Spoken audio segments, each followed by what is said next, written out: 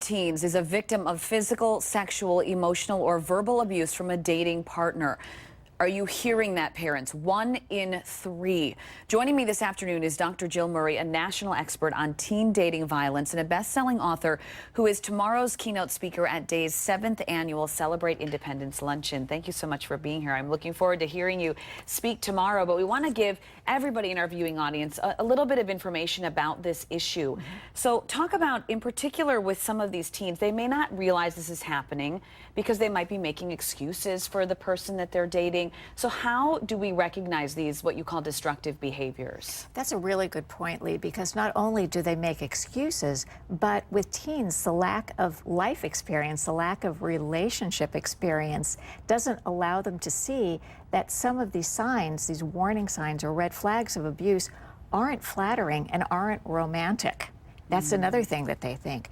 So I tell teens and parents alike, so for parents actually, if you have a child, and it could be a boy or a girl, because girls can be very abusive to boys as well, let's remember that.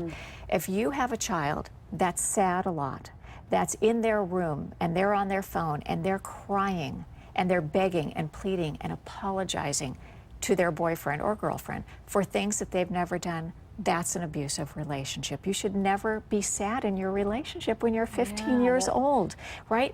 Also, if your child seems afraid, seems nervous, doesn't want to make a mistake, blames themselves for abusive behavior, says, well, you know, he acted like that because I did this, that's a big warning sign, as is isolation from you, their parents, their outside activities, their friends, dressing differently, because the boyfriend, usually it's the boyfriend, tells them how to dress, how much makeup they can wear. Part of that control. Absolutely.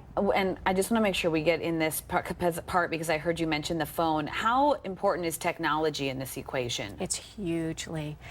I cannot tell you the place that texting takes place in a relationship, in an abusive relationship. Did you know that, and as a parent, this is important for your viewers to know, most of this abusive texting goes on between midnight and 5 a.m. And we're talking about 30, 40, 50, 60, sometimes 70 times an hour at 2 o'clock and 2:01 and 2:03 and 3:05 all night long. And here's where the fear comes into play.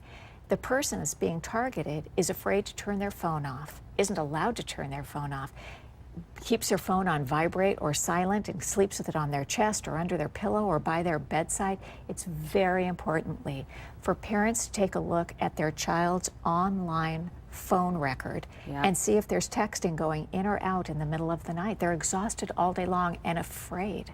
Yeah, and not to mention can't, do well in school, and they're not rested and all the other things that go with it. I feel like we could talk for an hour about this issue, but we are out of time. I want to let everybody know, if you or someone you know is in an abusive relationship and needs help, DAYS offers 8 crisis intervention and prevention programs. For more information, go to NBC15.com and click on news links. And we're also going to post a link to Dr. Murray's website where you can find her books. She's got a lot of other great resources, so we encourage you to check that out as well. And we'll have a final look at the forecast after this, and I'll see you tomorrow.